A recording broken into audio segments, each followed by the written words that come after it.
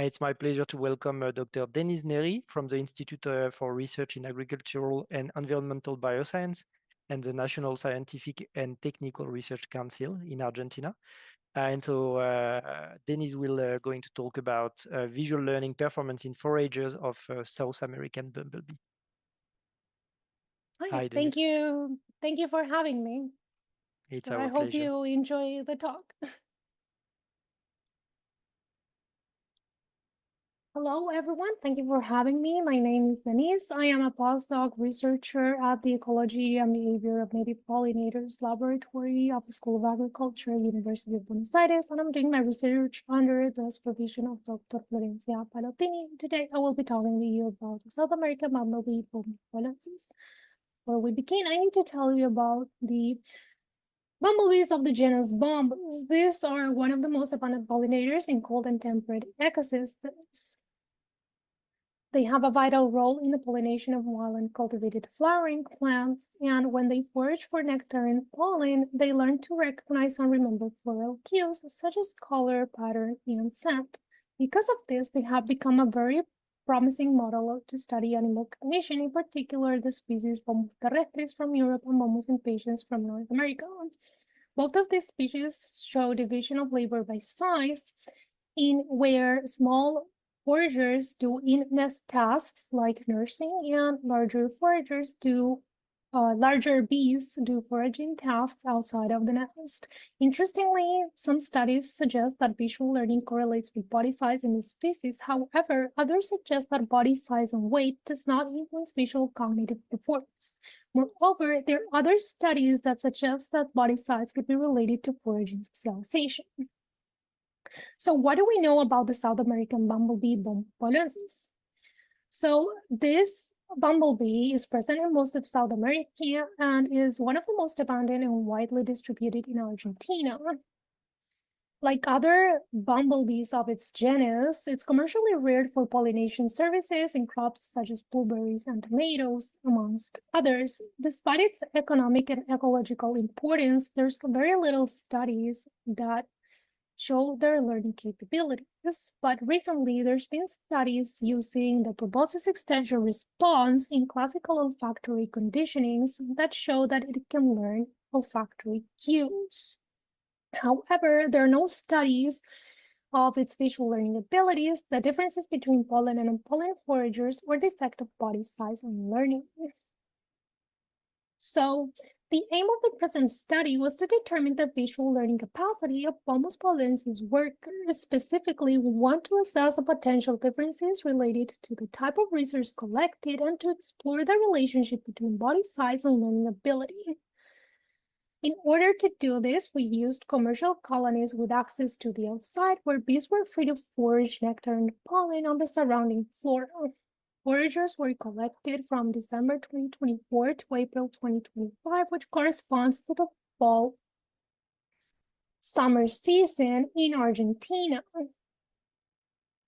Bees were captured either at the entrance of the nest on returning foraging trips or while foraging at the flowers. Bumblebees were assigned as non-pollen foragers if they were not carrying pollen, and as pollen foragers if they had pollen loads on their corbicula. Before weighing and measuring them, the pollen loads were removed when necessary. So the bumblebees were weighed and measured. What we measured was the intertegular distance, which is the distance between the insertion points of the wings, and we also measured the head weight. At the end of the experiments, we also marked the bumblebees because we returned them to the colony and we wanted to prevent using them again. Excuse me. So here I will show you the timeline of what we did. We captured the bees, we measured them, we let them rest for 1 hour in the dark at room temperature, and then we performed the visual conditioning trials and the testing. We trained the bees using a modified version of the free-moving proboscis extension reflex protocol adapted from Muth and collaborators. Each bee was transferred to an acrylic cage that had ventilation holes at both ends of the cage. We trained the bees to associate a color to a sucrose reward, where each bee was presented with a color cue dipped in 50% sucrose. Color stimuli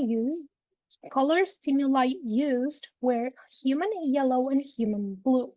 At the beginning of each trial, the small plastic stirrer was inserted into the experimental arena position so that the bee could see it. This procedure allowed us to record whether the bumblebee approached the stirrer without initial antennal contact. After recording the bee's behavioral choice, we then touched its antenna with the stirrer to enable the formation of the association between the color and the reward. The bee was allowed to feed from the stirrer for 3 seconds before removing the stirrer. A total of 5 training trials were conducted with 5 minutes of inter-trial interval. Bumblebees that approached the stirrer without contacting the antenna were considered to have formed the association and were marked with a 1, whereas bees that did not approach the stirrer on their own were marked with a 0. Because of the free-moving aspect of this training, the approach to the condition color was considered the condition response. During the training phase, the CS position was kept constant for each bumblebee across the 5 trials.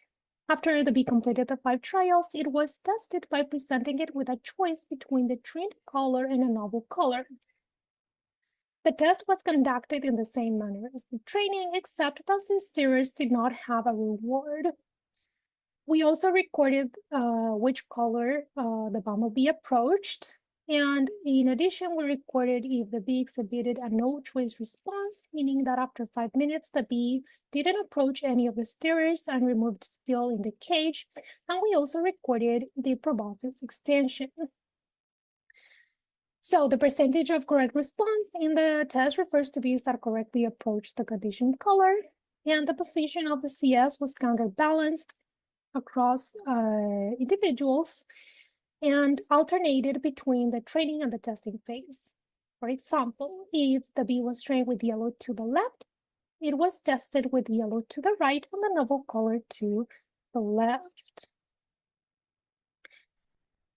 Okay, so what did we find out?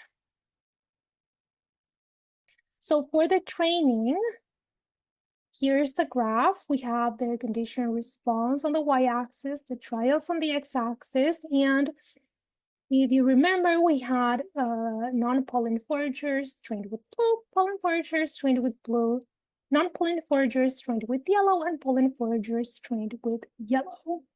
We can see that none of the bees approached the stirrer on the first conditioning trial, and that the proportion of condition responses increased across successive conditioning trials. We found a significant interaction between trial and color and no significant effect for forager type.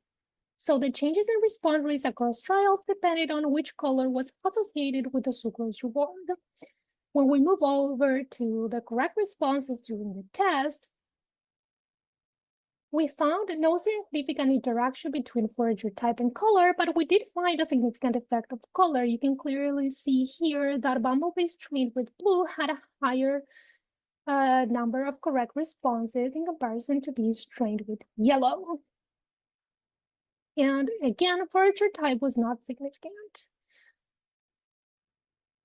When we move over to the no-choice responses, here what we did was mark the no-choice responses 1 and everything else as 0. We found a significant effect of color. Specifically, bees trained with yellow had a higher percent of no-choice responses than bees trained with blue. We found no significant differences between forager types, so as a conclusion for this, higher proportion of no choices for bees trained with yellow. When we go to the proboscis extension response, what we found was a significant interaction between color and forager type.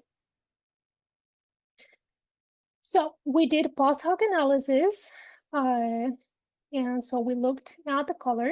So for bees trained with yellow, we saw that pollen foragers exhibited a higher proboscis extension than non-pollen foragers, but no significant differences between bumblebees trained with blue.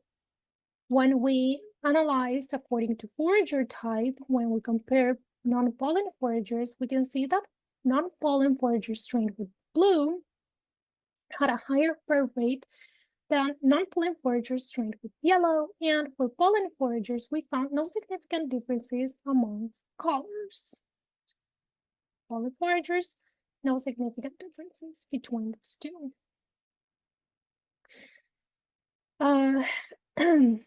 So we found the highest proportion of fur for pollen foragers trained with yellow and for non-pollen foragers trained with blue. When it comes to the morphometric traits, we found no differences amongst body weight amongst forager types, no differences on intertegular distance, and no difference for head width. And finally, we wanted to explore the effect of body size on the test performance. So when we analyze the correct responses during the test and look at the weight, we found that there's a significant effect of body weight on the chance of choosing the rewarded color during testing. Specifically, lighter individuals had a higher response rate than heavier individuals. When we look at the no choice responses, what we found was that, again, weight had an effect on the no choice responses. Specifically, heavier bees had a higher number of no choice responses compared to lighter bees. Finally, for proboscis extension response, we found no effect of body weight or head width. So lighter bees performed better than heavier bees during the testing phase. In conclusion, foragers of Bombus pauloensis can learn to associate a specific color with a sugar reward, which is in line with results obtained in other studies for Bombus impatiens and Bombus terrestris. We also found no differences in learning ability between pollen and non-pollen foragers. Foraging specialization in bumblebees has been shown to not be absolute, where most bumblebees will forage for both nectar and pollen, and the specialization is still unclear in bumblebees. We also found no significant differences in size between pollen and pollen foragers, which is in line with some studies that found no differences in body size amongst different types of foragers. However, other studies suggest that nectar foragers tend to be bigger than pollen foragers, but this is not what we observed in Bombus pauloensis. And finally, lighter bees had a better performance than heavier bees. This is particularly interesting because most results with other species show that larger bumblebees exhibit superior visual learning and navigation abilities. In specific, studies done on Bombus terrestris have shown that larger workers have superior overall sensitivity and image resolution than smaller bees, and that a 33% increase in body size is accompanied by 100% greater precision in single target detection when performing behavioral tests. So given our results, future studies are necessary to deepen the knowledge of the physiology of Bombus pauloensis. In summary, our findings support and extend previous research showing that bumblebees are suitable experimental models for studying animal cognition, successfully conditioning for the first time Bombus pauloensis foragers to a visual stimulus. So that being said, I would like to thank the Laboratory of Ecology and Behavior of Native Pollinators of the School of Agriculture for the support, specifically my supervisor, Dr. Florencia Pallottini, and my coworker, Dr. Cecilia Straues, without whom this study would not be possible. I would also like to thank Brometan Biobest for providing us with the bumblebee nests. And of course, I would like to thank all of you for your attention, and I'm happy to hear your questions. Thank you. Thanks a lot, Denise, for this very nice talk. I mean, like, just I mean, we already have received some questions, but I will start with one that I had written during your presentation. So like you chose blue and yellow, and Yes. I was actually wondering like why this choice, and did you test the naive preference of your bumblebees prior to the experiment in order to be sure that it will not be biased towards one of the color? Yes. Okay. So we chose blue and yellow because for literally every other bumblebee, they are the like colors that they use in most experiments, behavioral experiments. For other species, they've shown that they tend to prefer blue, Mm-hmm. and then yellow. And there's also studies done depending on whether if they're collecting pollen or nectar, if they prefer blue or yellow. So that's why we chose those colors. I couldn't show it in this talk, but we did measure with a spectrophotometer to make sure that they were visually different. Mm-hmm. We weren't able to do the, so there's no information for this bumblebee about the receptors. So we're assuming they have the 3 same receptors that other species, but we don't Mm-hmm. know the specifics of the wavelengths that they are in. So we couldn't check if for the bumblebee, like where specifically they are in the hexagon color vision. Yeah. But we do know that they are distinct with the spectrophotometer analysis. Yeah. Okay. So we have Catherine Macri who is asked, like first telling you thank you for the very nice talk. Are you planning to record the trials to see if there are differences in the approach latency according to colors or We forages? we do have some recordings, not of every single bumblebee. We don't have the logistics to do that, but we do have some recordings, and I wanted to put them in the talk, but because of the restraints, I wasn't able to. But we haven't analyzed if there's like a specific difference in how they approach the color. We have noticed some differences, like some will be very excited, I guess, and fly directly towards the colors. Others seem more hesitant. So yeah, that would be cool to be able to do a more in-depth analysis of the recordings. Mm-hmm. So we have Laure Cochard who is saying a very interesting talk. Thanks for the presentation. Would you say that lighter bees are more food motivated to answer your test? And if yes, how could you remove this effect to study the effect of the type of forager? Okay, so the weight here is just the bumblebees, they come out and they have that size, like it doesn't change. So the weight is not related to if they have nectar in their crop or not. It's just the size of that bee at that moment. We try to make sure that they are all just as motivated by leaving them in the dark for an hour before the testing to make sure that they will respond to the sugar. Okay. So we receive another question from Bastormata Forever. Do you think that the lighter bees had a better performance than heavier bees because the bigger brain size threw off the balance of their bodies, impacting their ability to perform? Right. So from what we've seen in other studies, bigger bees would have a bigger brain, and they're supposed to have bigger visual capacity and resolution.